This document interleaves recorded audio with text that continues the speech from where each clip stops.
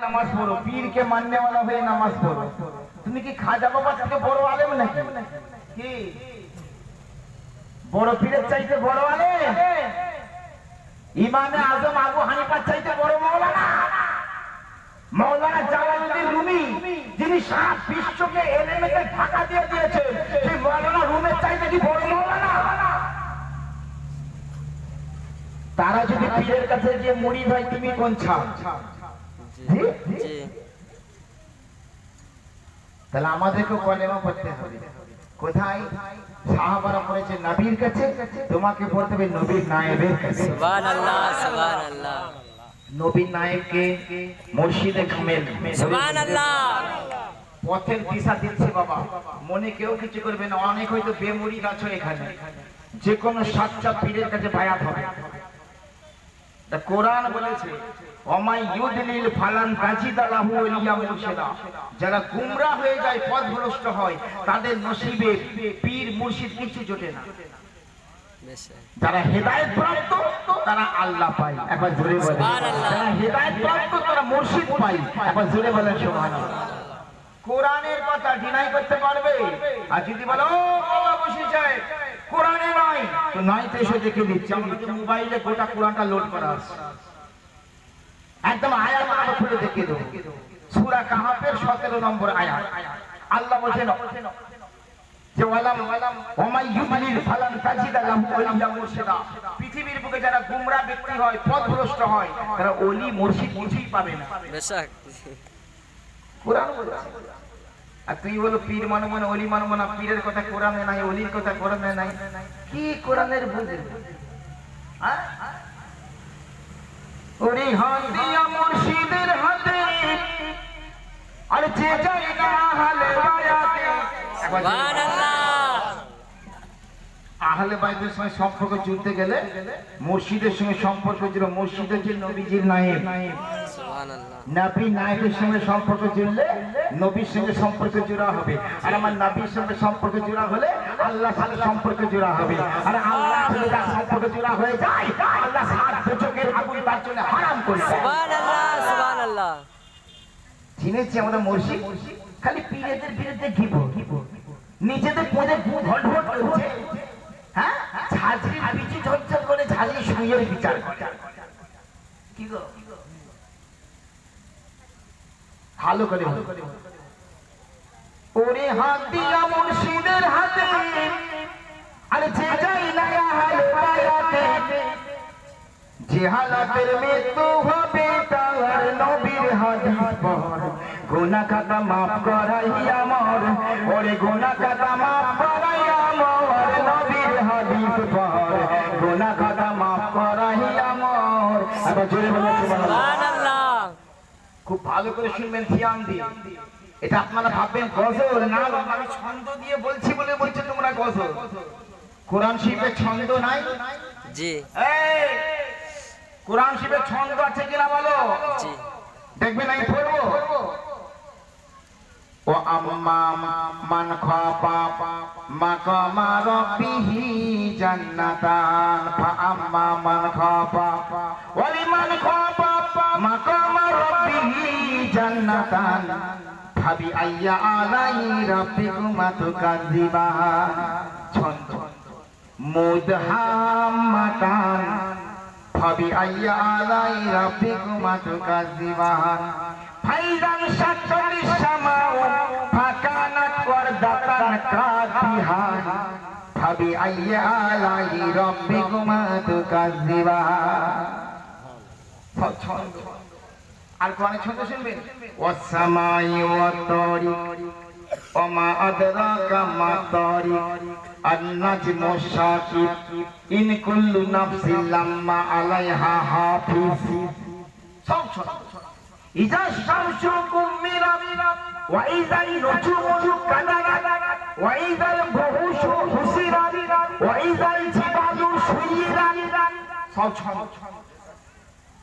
কোরআনে আল্লাহ ছন্দ দিয়ে, আর কিছু লোক ছন্দ শুনে রেখে দেয়। আসলে ওরা গাইতেও পারে না, বানাতেও পারে না, কোরআনের আলোকে লিখতেও পারে না। কি করবে? হিংসা বলে একটা জিনিস আছে। জি, খুব ভালো করে ওরে হাত দিয়া মুর্শিদের হাতে যে যাই না আর মায়াতে যে হালাতের মৃত্যু হবে তাওয়ার নবীর হাদিস পড় গুনাহ খাতা মাফ করাই আমার ওই গুনাহ খাতা মাফ করাই আমার নবীর হাদিস পড় গুনাহ খাতা মাফ করাই আমার একবার জোরে বলুন সুবহানাল্লাহ। পীরের হাতে হাত দে মনা পিছের গুনাহ আর রবে না সুবহানাল্লাহ সামনে সুবহানাল্লাহ। তাহার হুকুম তামিল কর ভাই রে সামনে তাহার হুকুম তামিল কর একবার জোরে বলেন সুবহানাল্লাহ। যখন নবীর হাতে হাত দিয়ে দাইয়া কালজন মুরিদ হলো বলে তুমি সদ্য যখন শিশুর মধ্যে নিষ্পাপ হয়ে জি যেদিন কোন সাচ্চা মুরিদ তার পীরের হাতে নায়েবের হাতে হাত দিয়ে দাস্তে বায়াতে রসুল গ্রহণ করে আল্লাহ পাক তার সারা জীবনে গুনাহ মাফ করে সুবহানাল্লাহ। এ আমার কথা নয় বাবা খাজা গরিব নওয়াজের দিওয়ানে লেখা আছে নিজামউদ্দিন আউলিয়ার রাহাতুল কুলুব কিতাবে লেখা আছে একবার জোরে বলেন সুবহানাল্লাহ। এসব ওলি আল্লাহদেরকে ফেলনা মানে করেছে কি তোমার মতন হেজি পেজি মৌলবি না কি এরা পীরের হাতে হাতে মনা পিছের গোনা আর রবে না সামনে তাহার হুকুম তামিল কর ভাই রে সামনে তাহার হুকুম তামিল কর ওরে মুর্শিদ যদি করিয়ে দেয় মা থাকবে না তোর এই দেহের সুবহানাল্লাহ সুবহানাল্লাহ। ওরে মুর্শিদ যদি করিয়ে দেয় মা থাকবে না তোর এই দেহের পাপ ভয় ভীতি রবে না মরার পর নবীর হাদিস পড় গুনাহ খাতা মাফ করাই আমার ওই গুনাহ খাতা মাফ করাই আমার নবীর হাদিস পড় গুনাহ খাতা মাফ করাই আমার একবার জোরে বলেন সুবহানাল্লাহ। দেখেন এই দুনিয়ায় থাকতে তাজা নামিয়ে রে তোর গুনার বোঝা কবর থেকে উঠিও হাসর ভাই রে কবর থেকে উঠিও হাসর ভাই দিনে একটা গুনাহ করলে মাসে কটা গুনাহ হবে 30টা 30টা 365 দিনে বছর দিনে একটা গুনাহ করলে মাসে 30টা গুনাহ 365 দিনে কত 365 তা আমাদের বয়স তো কারো 50 কারো 60 কারো 70 কারো 80 কারো 40 সব হয়ে গেল কত গুনার বোঝা মাথায় করে নিয়ে আছেন চিন্তা করেছেন যে কোথায় গিয়ে গুনার বোঝাগুলো নামাবো হ্যাঁ এই দুনিয়ায় থাকতে তাজা নামিয়ে রে তোর গুনার বোঝা কবর থেকে উঠিও হাসর ভাই রে কবর থেকে উঠিও হাসর খুব খেয়াল করে শুনবেন এই যতদিন বেঁচে আছেন জীবনের দাম দেন যতদিন বেঁচে আছেন সময়ের মূল্য দেন আজ মরলে কাল দুদিন জি আজ মরলে কাল দুদিন সময়ের দাম দেন একতলা দুতলা তিনতলা পাঁচতলা মরে গেলি পাঁচতলা গাছতলা এই কথা ঠিক কিনা বলো কেউ দাম দেবে না সব ফেল ফেল ফেল কেউ বলবে না একে ধরে রেখে দে কাঁদবে খুব বলবে তবু দাফনের ব্যবস্থা করে দাও থেকে গেলে পচে যাবে গন্ধ বেরোবে কেউ তোমার দাম দেবে না বাবা একটু আল্লাহকে খুশি করো মুর্শিদকে খুশি করো আমার নবীকে খুশি করো হাই হাই হাই হাই এই দুনিয়ায় থাকতে তাজা নামিয়ে রে তোর গুনার বোঝা কবর থেকে উঠিও হাসর ভাই রে কবর থেকে উঠিও হাসর আপনি যদি সাচ্চা পীরের মুরিদ হন সাচ্চা পীরের হাতে হাত দেওয়া মানে গরিব নওয়াজের হাতে হাত দেওয়া গৌসে পাকের হাতে হাত দেওয়া আর গৌসে পাক খাজা বাবার হাতে হাত দেওয়া মানে মাওলা আলীর হাতে হাত দেওয়া আর মাওলা আলীর হাতে হাত দেওয়া মানে দয়াল নবীর হাতে হাত দেওয়া আর নবীর হাত দেওয়া মানে আল্লাহ নিচের হাতে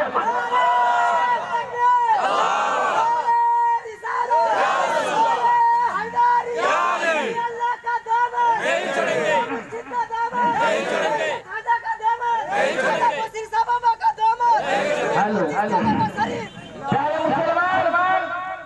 সেদিন যদি আপনি আল্লাহর মুখার সাচ্চা ফেরাতে মুরিদ হন আল্লাহর পেয়ারা হয়ে গেলে স্যালুট করবে সেদিন আল্লাহর ফেরেশতারা সুবহানাল্লাহ।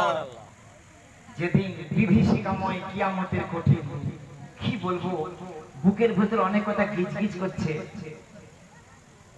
এসব বলার মতো জায়গাও সব জায়গায় নাই আর সব মানুষ সব কথা বুঝে না তার কারণ ইমিটেশনের খদ্দের তো বেশি, চকচক করছে সোনার মতো।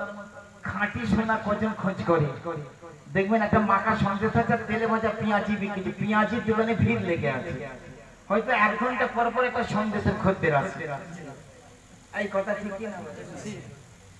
খুব ভালো করে বলে। এই দুনিয়ায় থাকতে তাজা নামিয়ে রে তোর গুনার বোঝা, কবর থেকে উঠিও হাসর ভাই রে, কবর থেকে উঠিও হাসর। তোমায় কেউ করবে না জিজ্ঞাসাবাদ, ওরে পীরের হাতে হইলে পায়া। তোমায় কেউ করবে না জিজ্ঞাসাবাদ, ওরে পীরের হাতে হইলে পায়া।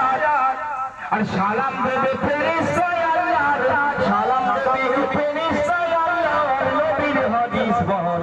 গুনাহ খাতা মাফ করাই আমার, ওরে গুনাহ খাতা মাফ করাই আমার, নবীর হাদিস বহর।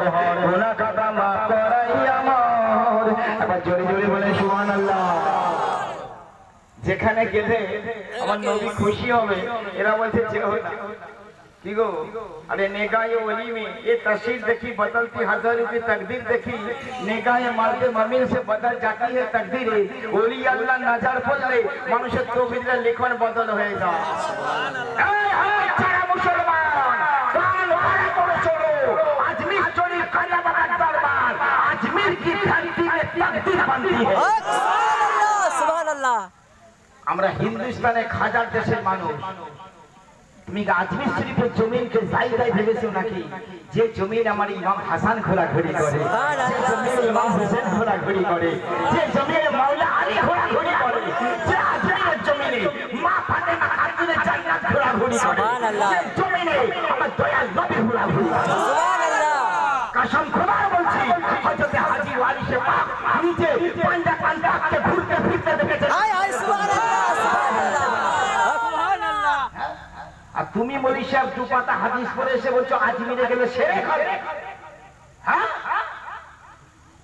খুব ভালো করে শুনে ওলি আল্লাহ দরবার আজমির की गली में तकदीर बनती है। ভালো করে শুনে, যে যাই মুর্শিদের দরবারে নবী খুশি তার উপরে, পীরের দামান শক্ত করে ধর ভাই রে, পীরের দামান শক্ত করে ধর। যে যাই মুর্শিদের দরবারে নবী খুশি তার উপরে, পীরের দামান শক্ত করে ধর ভাই রে, পীরের দামান শক্ত করে ধর। ওরে যে মানে না পীরের কথা, সেটাই নবীর প্রাণের কথা। কত সুন্দর কথা শোনেন, সুবহানাল্লাহ। ওরে যে মানে না পীরের কথা, সেটাই নবীর প্রাণের কথা। নবীর জন্য আল্লাহ হয়ে বেজার, ওরে নবীর জন্য আল্লাহ হয়ে বেজার, নবীর হাদিস পড়। গুনাহ খাতা মাফ করাই আমার, ওরে গুনাহ খাতা মাফ করাই আমার, নবীর হাদিস পড়। গুনাহ খাতা মাফ করাই আমার। একবার জোরে জোরে সুবহানাল্লাহ। তাহলে আমাদের গুনাহ মাফের ব্যবস্থা করতে হবে কি? আহা, আল্লাহ বলছেন তোমরা ভীত সন্তুষ্ট হইও না, তোমরা চিন্তায় ভেঙে পড়ো না, নিশ্চয়ই তোমরা সর্ব ব্যাপারে জয়লাভ করবে। শর্ত হলো যদি তোমরা মুমিন মুসলমান হতে পারো। আমরা কেমন মুমিন মুসলমান হতে পেরেছি ভাইরা আমার? আমার গৌসে পাক আব্দুল কাদের জিলানী রহমাতুল্লাহ আলাইহি বড় পীর কেবলা, বাচ্চা মানুষ রাস্তা দিয়ে হেঁটে হেঁটে চলে যাচ্ছে, পীরেদের কেরামতি দেখেন। আর এরা কোরআন হাদিস খুঁজে পীর ওলি আল্লাহ কত খুঁজে পায়। আরে চোখ থাকলে তো খুঁজে পাবে। জি হ্যাঁ, প্রেমের গান আছে, ইশকের গান। যারা আসে তারা খুঁজে, যারা ফাঁসে খুঁজে পাবে। বড় পীর আব্দুল কাদের জিলানী বাচ্চা মানুষ, ছোট ছেলে জিলানীর রাস্তা দিয়ে হেঁটে হেঁটে চলে যাচ্ছে। যেতে যেতে দেখছেন একটা বৃদ্ধ মানুষ, বুড়ো মানুষ, চলতে পারে না, হাঁটতে পারে না, হামাগুড়ি দিয়ে দিয়ে হাঁটছে। হামাগুড়ি দিয়ে আছে। বাচ্চা ছেলে আব্দুল কাদের জিলানী ওনার পাশ দিয়ে চলে যাচ্ছেন। বুড়ো মানুষটা হাত তুলে বলছে, ওগো আব্দুল কাদের জিলানী, তুমি দয়া করে আমাকে একটু হাত ধরে চলিয়ে দাও। আমি চলতে পারছি না বাবা, আমি হাঁটতে পারছি না বাবা, আমার চলন শক্তি রহিত হয়ে গেছে, তুমি একটু আমায় ধরে হাঁটিয়ে দাও। কথাটা কোথায় লেখা আছে? কিতাবটার নাম হচ্ছে বাহজাতুল আসরার শরীফ, তার খোলাসা তালখিসে বাহজাতুল আসরার। লেখক হচ্ছে হযরত আপনার মুহাক্কিক আব্দুল হক মুহাদ্দিস দেহলভী রাহমাতুল্লাহ আলাইহি, যার বড় বড় মুহাদ্দিস ভারতের জমিনে আজ পর্যন্ত তার জন্মগ্রহণ করেনি। এত বড় হাদিস বিশারদ ব্যক্তি ভারতের জমিনে আর জন্মগ্রহণ করেনি। ওই কিতাবটা আমার কাছে আছে, দিল্লি নাসির বুক ডিপো, দিল্লিতে ছাপা বইটা। এই বইটার মধ্যে লেখা রয়েছে, বড় পীর আব্দুল কাদের জিলানী রাহমাতুল্লাহ আলাইহি রাস্তা দিয়ে চলে যাচ্ছে, তাই পুরো লোকটা বলে, ওগো আব্দুল কাদের, তুমি আমাকে একটু হাত ধরে হাঁটিয়ে দাও। ছোট ছেলে আব্দুল কাদের জিলানী মনে মনে ভাবছে, ঠিক আছে, বাচ্চা মানুষ, এ বুড়ো মানুষ চলতে পারছে না, আমি যদি একটু তুলে দুটো নরদের বাহুদের একটু চলিয়ে দিই, আল্লাহর কাছে অনেক নেকি হবে। বলেন সুবহানাল্লাহ। বড় পীর আব্দুল কাদের জিলানী ওই বুড়োটার গায়ে হাত, মানে এই নরাটা বাহুটা ধরেছেন, ধরে তুলবেন। যখনই ধরেছে টাচ করেছে, সঙ্গে সঙ্গে 18 বছরের যুবক। সুবহানাল্লাহ। আবার জোরে বলেন সুবহানাল্লাহ। বড় পিসা তো জওয়ান না, বাচ্চা মানুষ, কিশোর বয়স, থতমত হয়ে গেছে, হতবাক হয়ে গেছে। আরে এই ধুপধুরি পুরো এই সঙ্গে সঙ্গে যুবক হয়ে গেল কি? যুবক হয়ে গিয়ে ওই বুড়োটা যুবক হয়ে আমার গলসে পাক বড় পেয়েছে, বলছে, হুজুর আব্দুল কাদের জিলানী গো, আপনি কি জানেন আমার নামটা কি? বলে, কি নাম আপনার? বলে, আমার নাম হচ্ছে দ্বীন ইসলাম। সুবহানাল্লাহ। এই আব্দুল কাদের জিলানী, আমি হচ্ছি ইসলাম ধর্ম। আল্লাহ পাক আমাকে একটা দুর্বল মানুষের রূপ দিয়ে, বুড়ো মানুষের রূপ দিয়ে তোমার চলার রাস্তায় আল্লাহ ফেলে রেখে দিয়েছিলেন। এই আব্দুল কাদের জিলানী, আমি দ্বীন ইসলাম বাতিল ফিরকাদের প্রচারে আমি বড় জর্জরিত হয়ে পড়েছি, শক্তিহীন দুর্বল হয়ে পড়েছি, আমার চলার শক্তি নাই, উঠার শক্তি নাই, হাঁটার শক্তি নাই। এই আব্দুল কাদের জিলানী, তোমার হাতের পরশ পেয়ে, তোমার ছোঁয়া পেয়ে আমি দ্বীন ইসলাম আবার নতুন করে শক্তিশালী হয়ে গেলাম। আজ থেকে তোমার নাম হলো মহিউদ্দিন। একবার জোরে বলুন সুবহানাল্লাহ। আমার খাজা বাবার নাম মঈনুদ্দিন আর ইনার নাম মহিউদ্দিন। একবার জোরে বলে সুবহানাল্লাহ। হায় হায় হায়, খুব ভালো করে বুঝবে, মহিউদ্দিন আর মঈনুদ্দিন। মহিউদ্দিন মানে দিনকে জিন্দাকারী, দিনকে যিনি জিন্দা করে। তাহলে ওলি আল্লাহদের দ্বারা ইসলাম জিন্দা হয়। একবার জোরে বলেন ইসলাম জিন্দা হতা হ্যায় হর কারবালা के बाद। সুবহানাল্লাহ।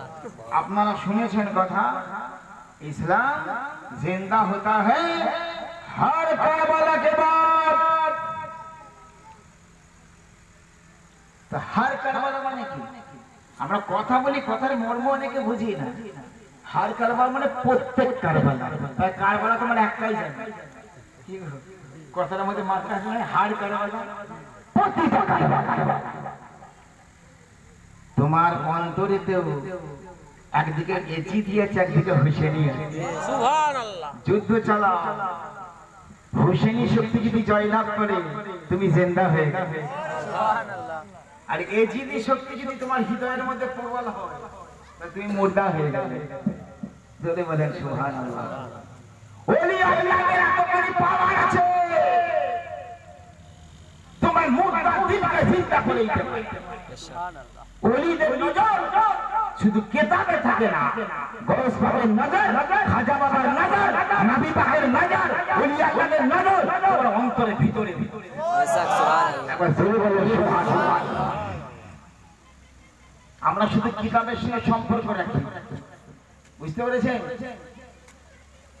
এই কলকাতার মানিকতলা নাম শুনেছেন? সুফি ফতে আলী ঐশী রহমতুল্লাহের মাজার আছে।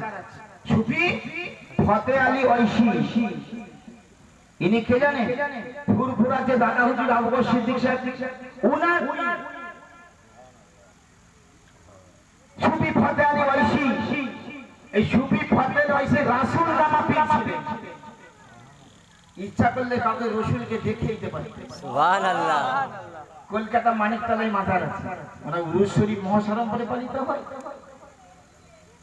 ওদের 32 জন খলিফা। একবার জোরে বলেন সুবহানাল্লাহ। আমি কলকাতা আলিয়া মাদ্রাসার ছাত্র, বুঝতে পেরেছি? আমার এই ভাইপো মাওলানা রিয়াজউদ্দিন এই ফুরফুরা থেকে মানে ফাজল দিল, তাই তো? ফুরফুরা থেকে ফাজল দিয়ে এখন আপনার কলকাতা আলিয়া থেকে টাইটেল দিচ্ছে, বুঝতে পেরেছি? তো কলকাতা আলিয়া মাদ্রাসা যেটা 1780 সালে তৈরি, 1780 সালে লর্ড ক্লাইভ তার আমার মাদ্রাসাটা তৈরি হয়েছে। তো তার পাশে আছে মুসলিম ইনস্টিটিউট হল, ওখানে অনেক ধর্মীয়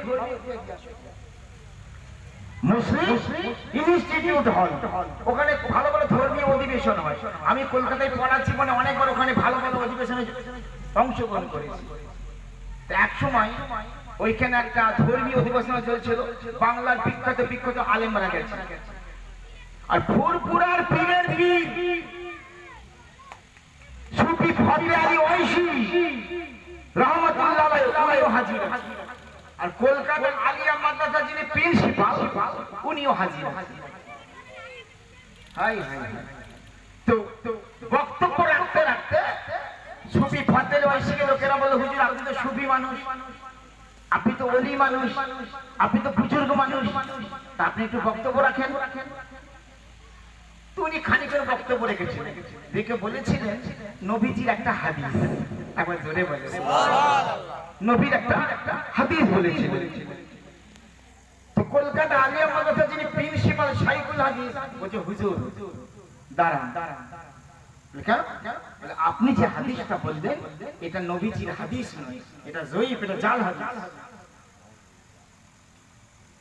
সুফি ফতে আলী ঐশী রাহমাতুল্লাহ আলাইহি উনি বলছেন, না বাবা এটা হচ্ছে রাসূলুল্লাহর সহিহ হাদিস।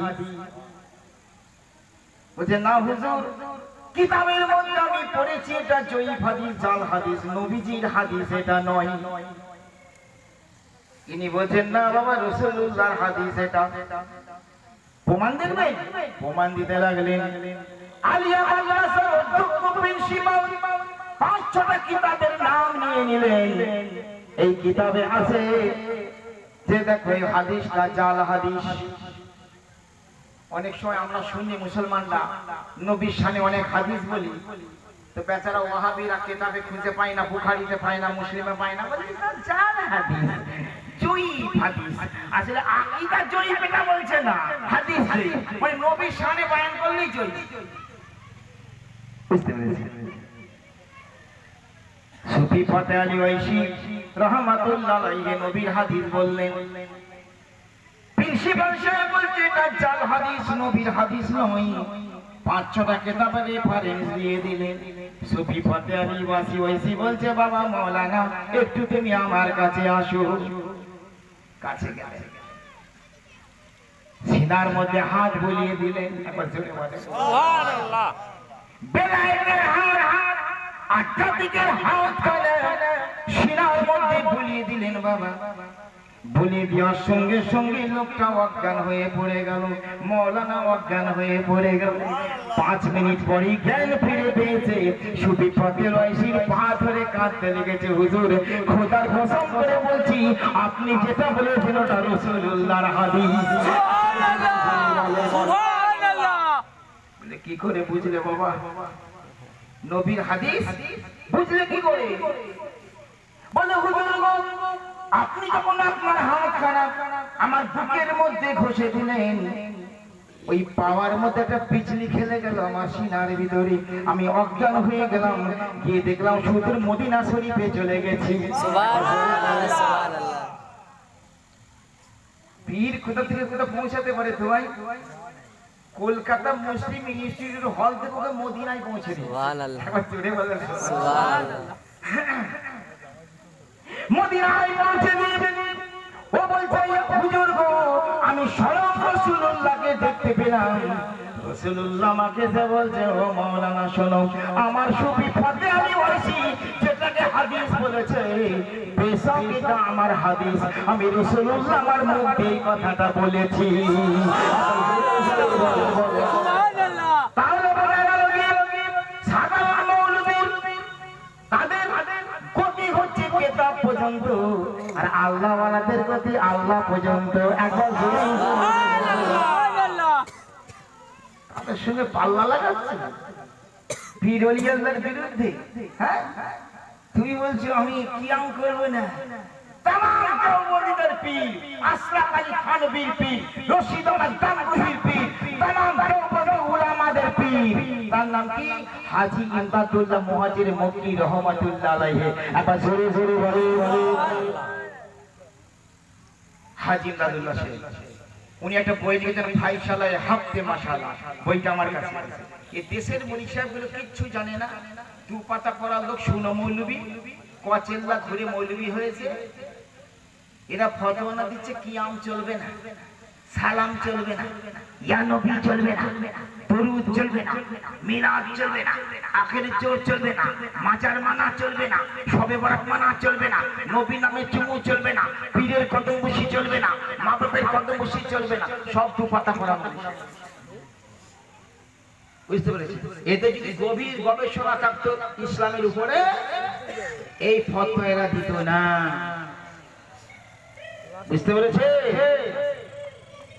হ্যাঁ, আমার কাছে কেতাব আছে, আমরা তো চিশতিয়া, আমরা তো কদমবুশিকে ফতোয়া দিই জায়েজ জায়েজ। হ্যাঁ, ফুরফুরার মেজর হুজুর বিশাল মাপের আলে, এরা জানে পুরো ফুরফুরায় তার নাম কত? ফুরফুরার মেজর হুজুরের একটা কিতাব আমার কাছে আছে, বইটার নাম হচ্ছে মতভেদী মশলা মীমাংসা ও সমাধান। তাতে লিখেছেন মেজর হুজুর, কি লিখেছেন জানেন? কত বড় একটা আলিম, সুবহানাল্লাহ। কি লিখেছেন শুনেন আজিজুল বাবু।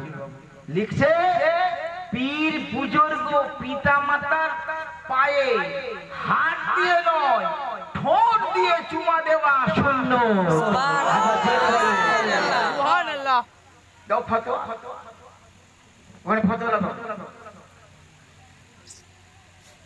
পড়াশোনা নাই, কিতাব ধরবে না, খালি ফতোয়া বাজি বাজি উস্তাদ। হ্যাঁ, আচ্ছা, পাথরের দাম বেশি না নবীর দাম বেশি? নবী পাকের নাম। আচ্ছা, যারা হজ করতে যায় আমাকে জবাব দিতে হবে আপনারা। যারা হজ করতে যায় হাজিরে আসওয়াদ মানে কালো পাথরে চুমা দেন, এটাই কি তাই না? জি দেই। যে সব হাজিরা চুমা দেওয়ার জন্য বেকার। আমি 2012 সালে হজ করতে গিয়েছিলাম, আপনাদের দোয়ার বরকতে, আমার মসজিদের দোয়ায়, খাজা গরিনাজের গায়ে কারাম। অনেক হাজিরা ওই মাকামে ইব্রাহিমে গিয়ে 2 রাকাত নামাজ পড়তে পারে না, আমি কিন্তু পেরেছিলাম।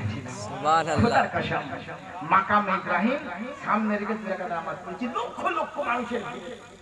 কোরআন বলেছে, ওয়াত্তাখিযু মিন মাকামে ইব্রাহিম মুসাল্লা, ইব্রাহিম মাকামে ইব্রাহিমকে তোমরা নামাজের মুসাল্লা বানিয়ে নাও।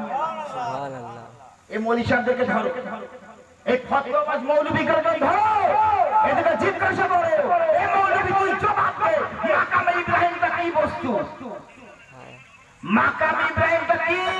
জবাব কি জানেন? আমার কাছে শুনে নেন, আর মৌলভী সাহেবদেরকে জিজ্ঞাসা করে দেবেন, ইনকার করার রাস্তা নাই। আর হাজিরা তো দিয়ে দেখে এসছে। জি শোনে, মাকামে ইব্রাহিম, ইব্রাহিম নবীর পায়ের চিহ্ন। এক একবার জোরে বলে সুবহানাল্লাহ পাথরের উপর পা রেখে উনি কাবা শরীফ কাটছিলেন। কাবা শরীফ আল্লাহ পাক কুদরতে ইব্রাহিম নবীর পায়ের চিহ্ন দুটো পাথরের উপর পড়ে গেছে। আমরা যখন পাকে পা দিলে কাদায় পা দিলে পায়ে ছাপ পড়ে যায়, পাথরে পা রেখেছেন ইব্রাহিম খলিলুল্লাহ, ওখানে পায়ে ছাপ ফেলে দিয়েছেন আল্লাহ। এত লম্বা একদম 5টা করে আঙুল পায়ে পাথরের উপর বসানো আছে। বর্তমানে সৌদি সরকার কাঁচ দিয়ে ঘিরে দিয়েছে, কাঁচ দিয়ে। ওইটার নাম মাকাম ইব্রাহিম। আমার আল্লাহ কোরআনে বলছে ওয়াত্তাখিযু মিন মাকামি ইব্রাহিম মুসাল্লা। ওই বিশ্বের মানুষেরা ওই মাকাম ইব্রাহিমটাকে তোমরা নামাজের জায়গা বানিয়ে নাও। একবার জোরে জোরে একবার জোরে জোরে মাকাম ইব্রাহিমটা কি? ইব্রাহিম নবীর পায়ের চিহ্ন, পায়ের ছাপ। ওই জায়গাটাতে আমার আল্লাহ বলছে নামাজের জায়গা বানিয়ে নামাজ পড়ো, ওই জায়গাটায় সেজদা দাও। এবার আপনারা যদি বিবেকের প্রদীপ আপনাদের অন্তরে চলে থাকে, বুদ্ধির প্রদীপ যদি তোমাদের অন্তরে থাকে, আমাকে একবার ঈমান শর্তে জবাব দাও। ইব্রাহিম নবীর পায়ের ছাপের যদি এত মূল্য হয়, ইব্রাহিম নবীর কদমের মূল্য কত হতে পারে? এই কথা বুঝে এসেছে? তাহলে ইব্রাহিম নবীর কদমের দাম যদি এত বেশি হয়, আমার রাসূলুল্লাহর কদমের দাম কত হতে পারে? তুমি বলছো সেখানে চুমা দিয়া চলবে না, মাকাম ইব্রাহিমেতে চুমা দিয়ে এলে,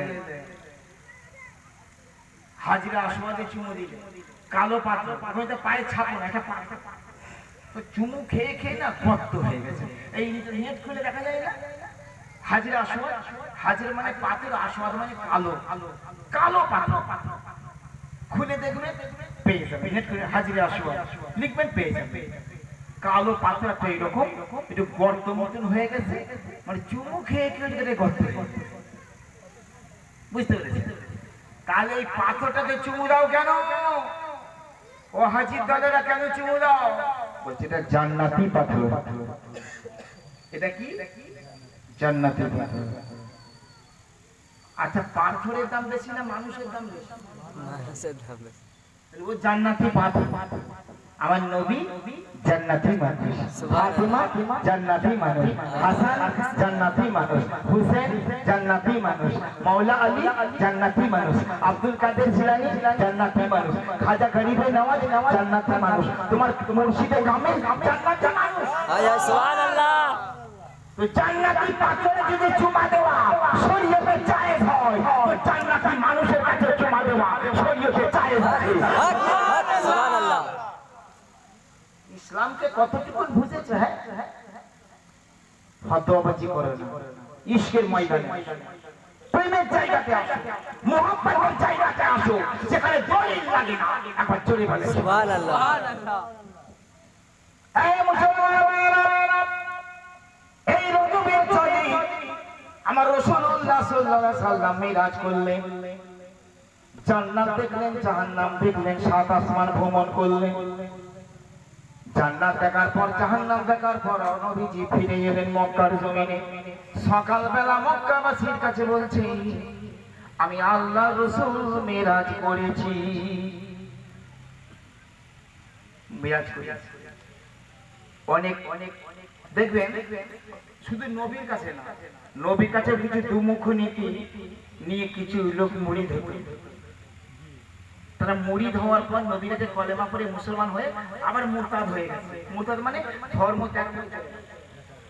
অনেক পীরের কাছে দেখবেন কিছু লোক মুরিদ হয়, আবার পীরের বদনাম করে আবার সিলসিলা থেকে বেরিয়ে চলে যায়। তাতে দুঃখ করি না, আমি সবাইকে বলি, এটা শুধু সব পীরেদের কাছে। আপনি বেরেলিতে চলে যান, ফুরফুরায় চলে যান, কাছুচার চলে যান, যে বাগানে চলে যান, কিছু কিছু মুরিদ সব জায়গাতে আছে, দেখবেন বেরিয়ে চলে আছে না নাই? নবীর কাছ থেকে বছর বেরিয়ে চলে গেছে, তো আক্ষেপ করার কি আছে? তো নবী যখন বললেন আমি মানে মিরাজ করে এসেছি, আর বাইতুল মুকাদ্দাস জেরুজালেম, এই কথা বুঝছেন আপনারা? জি আর মক্কা শরীফ থেকে জেরুজালেম 3 দিনকার রাস্তা। কদিনকার রাস্তা? 3 दिन 3 দিনকার রাস্তা। আর নবীজি এক রাতের মধ্যে বলছেন আমি বাইতুল মুকাদ্দাসে গেছি, সমস্ত নবীদের ইমাম হয়ে নামাজ পড়িয়েছি, 7 আসমান ভ্রমণ করেছি, 7টা জাহান্নাম দেখেছি, 8টা জান্নাত দেখেছি, আরশে মোয়াল্লায় গেছি, আল্লাহর সাথে 90,000 কথা বলেছি, আবার ফিরে এসেছি। सुभान अल्लाह এত সহজে বিশ্বাস হয়? কাঁচা ইমানের কাজ। কি গো? কিছু লোকের ইমান আছে পাখের খুঁটি নড়বড় করছে, একবার ইধার একবার ইধার, একবার ইধার একবার ইধার। বিশ্বাসটা বলতে ঠিক না বেঠিক, ঠিক না বেঠিক, ঠিক না বেঠিক। আছে না? আর একটা লোকের ইমান হিমালয় পাহাড়ের চাইতে মজবুত। একবার জোরে বলুন। सुभान अल्लाह এই ইমানদার গুলো জান্নাতে যাবে এক চান্সে। একবার জোরে বলেন। सुभान अल्लाह তো ভাইয়ের আমার, নবী বলছেন মিরাজে গেছি। এই কিছু কিছু মানুষের মনে সন্দেহ জাগে, কি করে আমাদের নবীজি গেল? বাইতুল মুকাদ্দাসে তো 3 দিন যেতে লাগে। হ্যাঁ, এরই মধ্যে ও সেখানে গেছে, নামাজ পড়িয়েছি, আবার 7 আসমান গেছে, জান্নাত দেখেছে, জাহান্নাম দেখেছে, আল্লাহর সঙ্গে 90,000 কথা বলেছে, আবার ফিরে এসেছে। এই কি করে সম্ভব? আর এদিকে উস্কানি দিচ্ছে আবু জাহেল।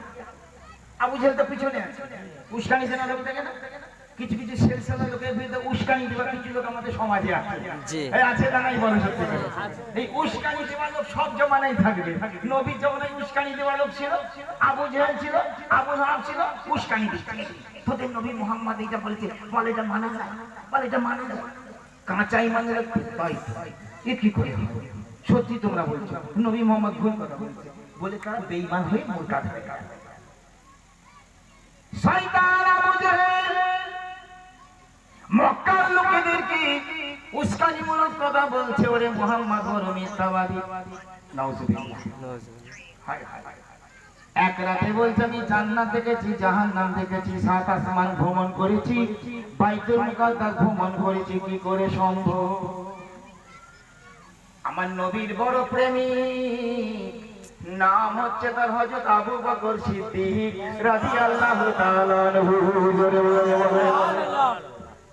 হযরত আবু বকর সিদ্দিক সিরিয়া থেকে ফিরছেন, সিরিয়া থেকে মক্কার শহরে প্রবেশ করছেন। ওই শয়তান আবু জেহেল আবু লাহাব একটা দলবল নিয়ে মেন রাস্তার কাছে গিয়ে দাঁড়িয়ে আছে। আমার আবু বকর সিদ্দিক দূর থেকে দেখতে পাচ্ছেন কি ব্যাপার, মক্কার এই লিডার গুলো, মক্কার এই নেতা গুলো এই জায়গায় দাঁড়িয়ে রয়েছে কেন? কি ব্যাপার? যখনই আবু বকর সিদ্দিক কাছাকাছি গেছেন, রাস্তা উড়ে গিয়ে বলছে, হে আবু বকর, তুমি তো একজন শিক্ষিত মানুষ, বিদ্বান মানুষ, বিচক্ষণ মানুষ, তুমি তো একজন বিবেকবান মানুষ, তোমাকে একটা কথা বলবো, জবাব দাও। বলে কি কথা? ভালো করে শোনো, ঈমান কাকে বলে ভালো করে শোনো, মেদিনীপুরের মুসলমান। আবু জেহেল বলছে, এই আবু বকর, যদি কোন মানুষ তোমার কাছে বলে যে আমি এক রাত্রিতে 7 আসমান ঘুরেছি, এক রাতের মধ্যে বাইতুল মুকাদ্দাস গেছি, জেরুজালেমে আবার ঘুরে এসেছি, সেই লোকটা সত্যবাদী না মিথ্যাবাদী তুমি বলো। হযরত আবু বকর সিদ্দিক বলছেন, অবশ্যই সেই লোকটা মিথ্যাবাদী, অবশ্যই সেই লোকটা কি মিথ্যাবাদী। তার কারণ জেরুজালেম যেতে 3 দিন 3 রাত সময় লাগে, আবার 7 আসমান ঘোরা কি কোনো মানুষের পক্ষে সম্ভব নাকি? এই কথা যে বলে সে পাক্কা মিথ্যাবাদী। প্রথমে কথার বাঁধন দিয়ে যে কথাটা থ্রো করবে, পরিবেশন করবে, আবু জেহেল কথার বাঁধন দিয়ে দিল। হযরত আবু সিদ্দিক এক চান্সে পর্যন্ত মিথ্যাবাদী। তখন আবু জেহেল বলেছিল, এই আবু বকর, তুমি দিন রাত যে মানুষটার পেছনে ঘুরে ঘুরে বেড়াও, তুমি যাকে শ্রেষ্ঠ মানুষ বলে মনে করো, তুমি যাকে নবী বলে বিশ্বাস করো, সেই আব্দুল্লাহর বেটা মুহাম্মদ এই কথা বলেছে, এবার তুমি বলো সে সত্যবাদী না মিথ্যাবাদী? হায় হায় হায়। হযরত আবু বকর হুঙ্কার দিয়ে জবাব দিয়েছিল, এই আবু জেহেল আবু লাহাব, তোমরা শুনে রাখো, আমার প্রিয় বন্ধু মুহাম্মদ রাসূলুল্লাহ যদি এই কথা বলে থাকেন, খোদার কসম করে বলছি আমার নবী বরহাক সত্য কথা বলেছেন। এর নাম হচ্ছে ঈমান, এর নাম হচ্ছে আকীদা। নাম হচ্ছে ঈমান। আমার নবী যখন শুনলেন আবু জেহেল আবু লাহাব কেমন আবু বকর সিদ্দিক এই রকম জবাব দিয়েছে, আমার নবী বলেছেন ইয়া আবু বকর আনতা সিদ্দিক, এই আবু বকর তুমি হচ্ছে চরম সত্যবাদী। আবার জোরে জোরে বলেন সুবহানাল্লাহ। এর নাম ঈমান। তা দলিল খুঁজে কারা? দলিল খুঁজে কারা? যারা দুর্বল ঈমান। জি, পীরের মুজিজা, পীরের কারামত দেখতে চাই তারা যাদের ঈমান দুর্বল। আর যারা সাচ্চা পীরের প্রেমিক তারা কিন্তু দলিল খুঁজতে যায় না। আবু বকর সিদ্দিক নবীকে দলিল দেখে বিশ্বাস করেন, নবীকে প্রেম করে তারা ঈমান এনেছে, নবীকে মোহাব্বত করে তারা ঈমান এনেছে। হযরত জুনায়েদ বাগদাদী নাম শুনেছেন? বিশাল আল্লাহর ওলি গো, জুনায়েদ বাগদাদী রাহমাতুল্লাহ আলাইহি, আল্লাহর ওলি। এখন ওনার কারামতের কথা সবটা প্রচার হয়ে গেছে। তা একটা যুবক ছেলে শুনেছে লোকের মুখে যে জুনায়েদ বাগদাদী খুব কারামতি দেখাতে পারে, তো মন বাড়ি থেকে নিয়ত করে বেরিয়েছে, যাই জুনায়েদ বাগদাদীর দরবারে, যদি দেখি ওনার কাছে কিছু কারামত পাওয়া যাচ্ছে তো মুরিদ হব, যদি কারামতি দেখাতে পারে মুরিদ হব, আর তার নাহলে চলে আসে। এখন যে 2-4 মাস 6 মাস 10 মাস 12 মাস কাটিয়ে দিলে, আর জুনায়েদ বাগদাদীর কারামতের ঘরে তালা চাপে। একবার চলে বলছে থাও, এর ওষুধ বাটা হয়, এই কারামতি থেকে মুরিদ হবে। ইনি আর কোনো কারামত দেখান না, ও পীরের ভাই পরামর্শ শুনে বাড়িতে কাজ করে, এটা ওটা ভাই পরামর্শ শুনছে, কাজ করছে। তো দেখছে তুই এতদিন থাকলে কই ওনার তো কিছু কারামতি দেখতে পেলাম না, খামকা লোকে প্রচার করে সব মিথ্যা কথা, থাকবো না, চলে যাও। একদিন পীর সাহেবকে হযরত জুনায়েদ বাগদাদীকে ওই লোকটা বলছে, হুজুর মনে কিছু করবেন না, আপনি আমাকে একটু পারমিশন দেন, একটু বিদায় দেন, আমি দেশের বাড়িতে চলে যাবো, বাড়িতে। খাজা জুনায়েদ বাগদাদী বলছে ঠিক আছে বাবা, যাও। তুমি শোনো, তুমি যে এতদিন এলে আমার কাছে, তুমি এতদিন থাকলে, তোমার কাছে উদ্দেশ্য আছে, কেন তুমি এতদিন আসলে আমার কাছে থাকলে, আমার ভাই ফরমা শুনলে, আবার হঠাৎ এখন চলেও যাচ্ছ, কি কারণে এসেছে? বলে হুজুর আর বলবেন, সত্যি কথাটা খুলেই বলি, আমি লোকের মুখে আপনার সম্পর্কে অনেক কথা শুনেছিলাম, আপনি নাকি বিশাল কারামত দেখাতে পারেন। এই কথা বিশ্বাস করে আমি আপনার কাছে মুরিদ হব বলে এসেছিলাম। তো হুজুর এত মাস কাটালাম, এতটুকু কারামত আপনার কাছে কিছু দেখতে পেলাম না, এই জন্য মনের দুঃখে চলে যাচ্ছি, মুরিদ হলাম, চলে যাচ্ছি। আল্লাহর ওলি খাজা জুনায়েদ বাগদাদী রাহমাতুল্লাহ তাআলা আলাইহি ওই লোকটাকে বলছে, বাবা ঠিক আছে যুবক ছেলে, তুমি বাড়ির ছেলে বাড়িতে ফিরে যাও, কিন্তু যাবার আগে তুমি একটা কথা আমাকে বলে দাও। বলে হুজুর কি কথা? বলে তুমি যে 6 মাস 1 বছর আমার দরবারে কাটালে, 6 মাস 1 বছর আমার দরবারে থাকলে, এতদিনের মধ্যে নবীজির সুন্নতের বিপরীত আমাকে কি চলতে কোনোদিন দেখেছো? আবার জোরে জোরে বলি, নবীর তরিকার খেলাফ আমাকে কি চলতে কোনোদিন দেখেছো? নবীর নীতির খেলাফ কি কোনোদিন বলতে দেখেছো? নবীর সুন্নতের বিপরীত চলতে কি কোনোদিন দেখেছো? তখন যুবকটি বলে, না হুজুর, কোনোদিন আপনাকে রাসূলুল্লাহর খেলাফ চলতে দেখিনি, নবীর নীতির বিরুদ্ধে আপনাকে চলতে দেখিনি হুজুর।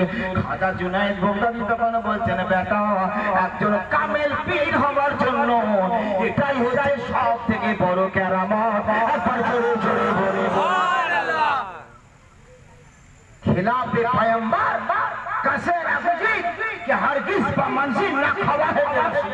मौलाना शेख सादी रहमतुल्लाह বলছে, নবীর খেলাফ পথে চলে তুমি কোনোদিন ওলি আল্লাহ হতে পারবে না। একবার জোরে বলে সুবহানাল্লাহ। নবীর নীতির উপর কায়েম থাকা এটা বড় কেরামত। আচ্ছা বলেন তো, যোগী জয়পাল আমার খাজার কাছে মুসলমান হয়েছিল তো? উত্তর আপনাদের দিতে হবে। কিন্তু যতদিন তিনি মুসলমান ছিলেন না ততদিন তিনি ইমানদার ছিলেন না বেঈমান ছিলেন? বেঈমান ছিলেন তো। আচ্ছা, যখন যোগী জয়পাল আসমানে উড়ে চলে গেল তখন সে কি মুসলমান ছিল না বেঈমান ছিল? বেঈমান ছিল। তাহলে কি বুঝতে পারলেন আপনারা? বেঈমান অবস্থাতেই কিছু অলৌকিক দেখানো যেতে পারে। বুঝতে পারলেন না?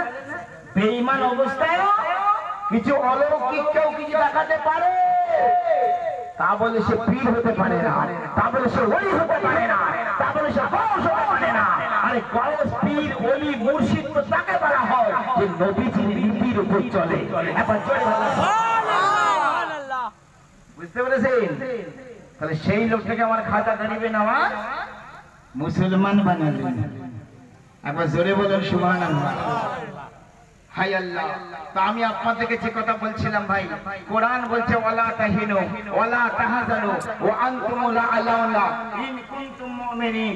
তোমরা ভীত সন্ত্রস্ত হও না, তোমরা চিন্তায় ভেঙে পড়ো না, নিশ্চয়ই তোমরা সফলতা অর্জন করবে যদি তোমরা ঈমানদার মুসলমান হতে পারো। সুবহানাল্লাহ।